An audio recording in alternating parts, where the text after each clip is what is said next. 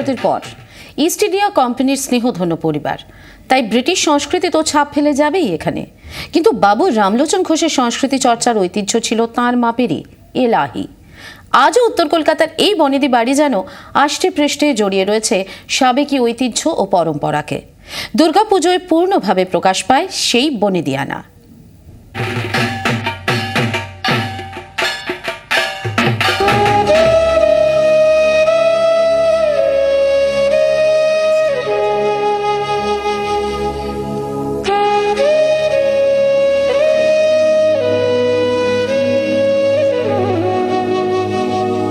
বনেদি কলকাতার অত্যন্ত মান্যগণ্য ব্যক্তি ছিলেন রামলোচন ঘোষ।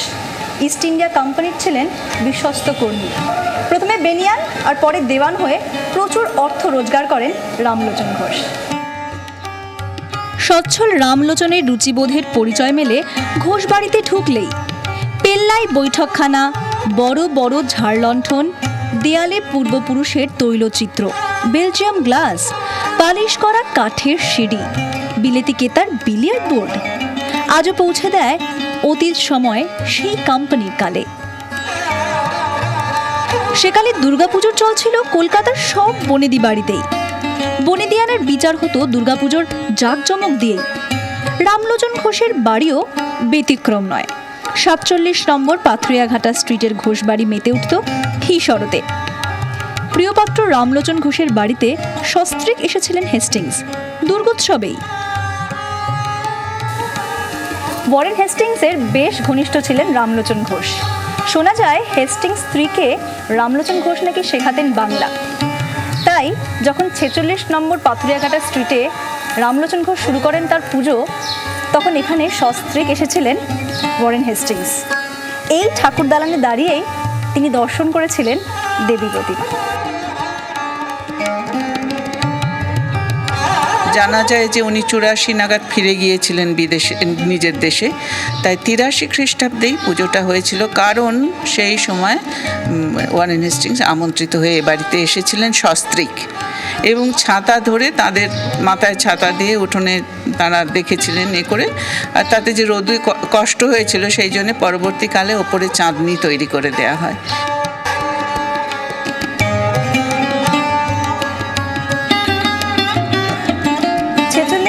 পাথরিয়াঘাটা স্ট্রিটের রামলোচন ঘোষের আদি বাড়ির দোতলার বৈঠকখানার দেওয়ালে সারি সারি রয়েছে সব বিখ্যাত গাইয়ে বাজিয়েদের ছবি। কে নেই সেখানে? ভারতবর্ষের বিভিন্ন প্রান্ত থেকে বিখ্যাত সব গাইয়ে বাজিয়েরা আসতেন এই বাড়িতে। পুজোর সময় এই বাড়িতে বসতো বিশেষ আসর।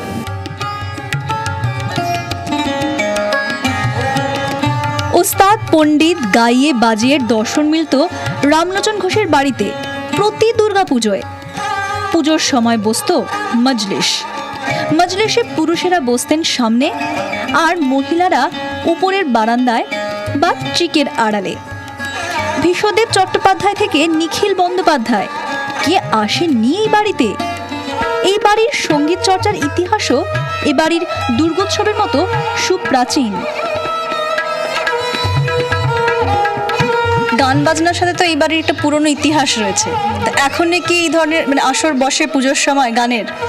ঠিক পুজোর সময় যেন এমনি গান বাজনা, ক্লাসিক্যাল গান তো এ বাড়িতে বহু পুরনো একটা ঐতিহ্য আলাদাই রয়েছে।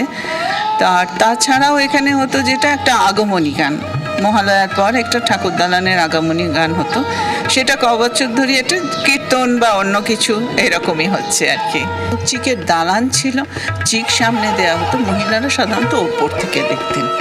এমনি বাইরে থেকে কেউ এলেন বসলেন জানি না, কিন্তু বাড়ির মহিলারা বা অন্য অন্য পুরনো বাড়ির যারা শ্রোতা হিসেবে আসতেন, তারা ওপরের দালানে চিকের আড়ালে দেখতেন সমস্ত।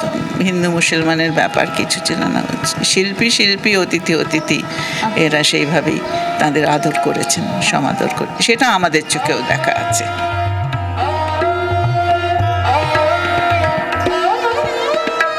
গান বাজনা ভালোবাসতেন এই বাড়ির সকলে। অনেকে গান গাইতেন, কেউ বা বাজাতেন পাকওয়াজ, কেউ বা হারমোনিয়াম। 1934 সালে শুরু হয় অল বেঙ্গল মিউজিক কনফারেন্স। শুরু করেন ভূপেন্দ্র কৃষ্ণ ঘোষ। কেমন হতো এবারের পুজো, কেমন হয় আজ? হাজারো নিয়মে বাঁধা ছিল রামলোচন ঘোষের পুজো।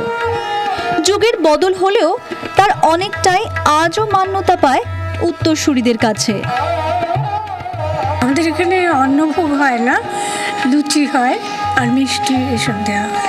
আগে হতো পাতপুলি, যেটা নারকেল দিয়ে করে, সেই মিষ্টিটা হতো। তারপর ক্ষীরের মিষ্টি হতো, পেস্তার বরফি হতো, তিলের মিষ্টি এসব হতো। তো পুজোর সময় তো বাড়ির লোকজন এখন অনেক কমে গেছে, তাহলে কি কোনো রকম মানে রীতিনীতিতে যে ধূপ বানানো বা বড়ি দেওয়া, এতে কি কিছু কাটছাট করতে হয়েছে? কিছু কিছু করতে হয়েছে, কারণ যে ওই ধূপের মশলা বাটা বা ওই পাতপুলি যেটা বলছে, সে বাটবার আলাদা কায়দা আছে, সেজন্য ওইগুলো হয়ে ওঠে না। তাও মাঝে মাঝে তা নিয়ে আমরা ট্রাই নিই, যারা পারে তাদের নিয়ে আমরা মাঝে মাঝে ট্রাই নিই। আজ লোকবল কমেছে, রীতিনীতিতে কিছুটা ভাটার টান। মজলিসের মুখর বৈঠকখানাও এখন অতীত কথন। তবু আজও এ বাড়ির দুর্গা দালানে দাঁড়ালে জীবন্ত হয়ে ওঠে ইতিহাসের পাতা। পুরনো কলকাতার গন্ধ ধরা দেয় শরতের হাওয়ায়। ক্যামেরা নিশান্ত ত্রিপাঠীর সঙ্গে পূজা বসু, 24 ঘন্টা।